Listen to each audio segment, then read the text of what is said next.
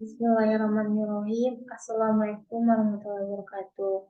Di sini saya akan mempresentasikan yang berjudul tentang pemahaman hadis secara tekstual dan kontekstual. Di sini saya akan share screen ya.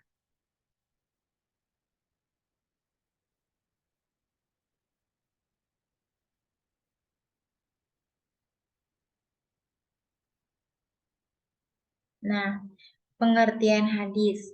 Hadis adalah sesuatu yang berasal dari Rasulullah SAW yang berupa qauli, ucapan, fi'li, perbuatan, takrir, ketetapan, hamiyah, keinginan atau hasrat, dan sifat-sifat.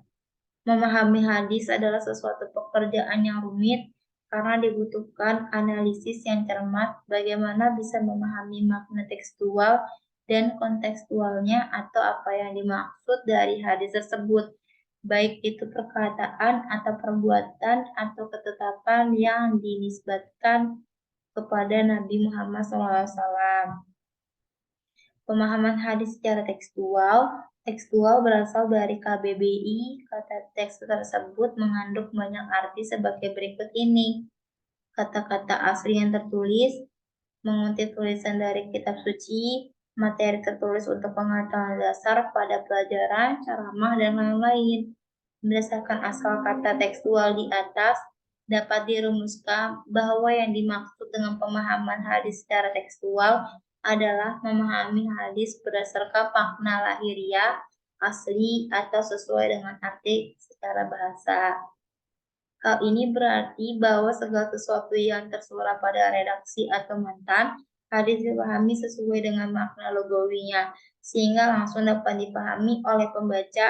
Cakupan makna dan kandungan pesan yang ingin disampaikan oleh hadis dapat ditangkap oleh pembaca hanya dengan membaca teks atau kata-kata yang terdapat di dalamnya.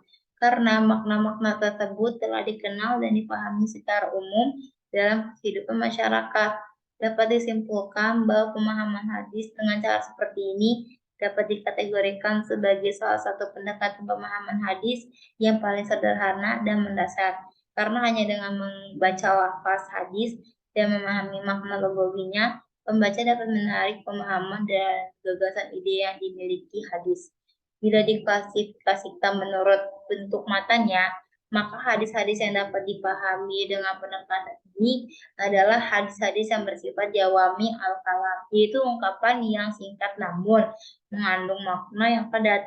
Di antara contoh hadis tersebut ialah hadis yang menjelaskan tentang perang itu adalah siasat, seperti berikut. Artinya, Abu Bakar bin Aslam telah menceritakan kepada kami, Abdullah telah mengabarkan kepada kami, Ma'mar telah mengabarkan kepada kami dari Hammam bin Munabbih, dari Abu Hurairah radhiyallahu anhu, Rasulullah SAW berkata, perang itu adalah siasat. Pemahaman hadis secara kontekstual. Sebagaimana halnya Al-Quran yang ayat-ayatnya turun di latar belakang oleh suatu peristiwa, baik berupa kasus atau pernyataan sahabat, atau situasi tertentu, yang lazim disebut dengan asbab al-nuzul. Begitu juga halnya dengan hadis-hadis Rasulullah SAW. Di antaranya ada yang muncul dengan dilatar belakangi oleh suatu peristiwa atau situasi tertentu yang lazim disebut asbab al-wurud al-hadis yang dalam tulisan ini disebut dengan konteks. Memahami hadis dengan pendekatan tekstual ternyata tak selamanya mampu menjawab pertanyaan-pertanyaan yang muncul di tengah masyarakat, sehingga memunculkan kesan bahwa sebagian hadis Rasulullah SAW terkesan tidak komunikatif lagi dengan realitas kehidupan dan tak mampu mewakili pesan yang dimaksud oleh Rasulullah SAW.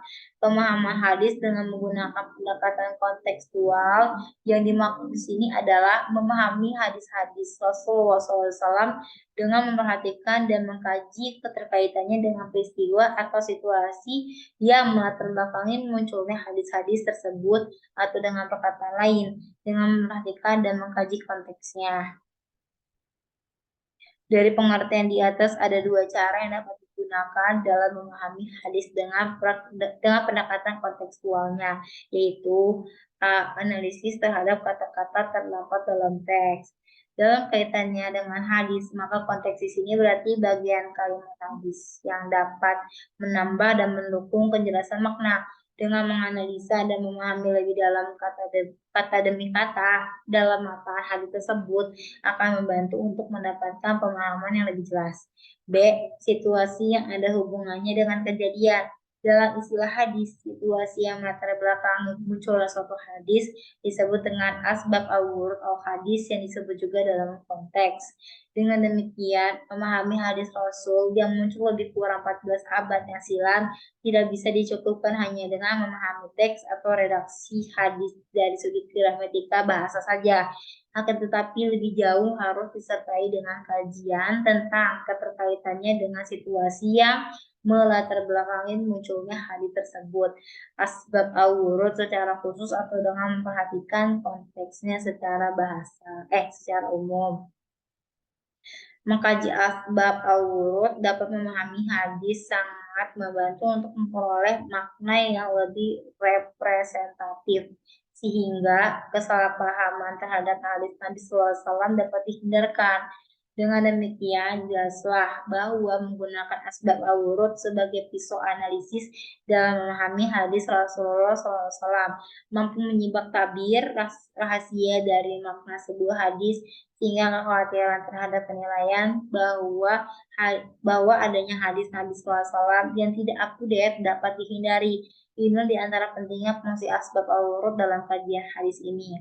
Akan tetapi, fakta yang dapat dipungkiri adalah di samping banyaknya hadis yang memiliki asbab al-wurud yang jelas, juga terdapat hadis yang tidak memiliki latar historis yang khusus. Oleh karena itu, untuk memahami hadis kategori kedua ini, Said Agil Husin Al-Munawar menawarkan untuk menganalisis pemahaman hadis dengan menggunakan pendekatan historis, sosiologis, antropologis, bahkan pendekatan psikologis. Nah, di sini ada pengertian pendekatan historis. Pendekatan historis adalah pendekatan yang dilakukan dengan cara mengkaitkan antara ide atau gagasan yang terdapat dalam hadis dengan determinasi sosial dan situasi historis kultural yang mengitarinya. Di sini juga ada pengertian pendekatan sosiologis. Pendekatan sosiologis adalah memahami hadis Rasulullah SAW dengan mengkaji kondisi dan situasi masyarakat saat munculnya hadis tersebut. Lalu di sini juga ada pengertian pendekatan antropologis. Pendekatan antropologis yaitu dengan memperhatikan terbentuknya hadis pada tataran nilai yang dianut dalam kehidupan masyarakat manusia. Pemahaman secara tekstual terhadap hadis di atas dan semakna dengannya dalam sejarah telah menjadi pendapat umum ulama dan karenanya telah menjadi pegangan para penguasa dan umat Islam selama berabad-abad. Mereka memandang bahwa hadis-hadis tersebut dikemukakan oleh Nabi SAW dalam kapasitas beliau sebagai Rasulullah dan berlaku secara universal atau seluruh. Apabila kandungan di atas hubungan dengan fungsi Nabi SAW, maka dapatlah dikatakan bahwa pada saat hadis itu dinyatakan, Nabi SAW berada dalam posisinya sebagai kepala negara atau pemimpin masyarakat yang menjadi indikasi atau korinah. Antara lain adalah ketetapan yang bersifat primordial, yakni saat mengutamakan orang suku Quraisy. Hal ini tidak sejalan dengan petunjuk Al-Quran. Misalnya, ia menyatakan bahwa orang yang paling utama di hadapan Allah Subhanahu wa taala adalah orang yang paling bertakwa. Jadi hadis ini dikemukakan Nabi SAW sebagai ajaran yang bersifat temporal. Nah, pemahaman hadis seperti ini lebih kontekstual, akomodatif, dan dinilai lebih komunikatif dengan perkembangan zaman. Karena memahami hadis Rasulullah SAW dengan pendekatan sosiologis, antropologis, dan psikologis serta lebih lentur dan elastis.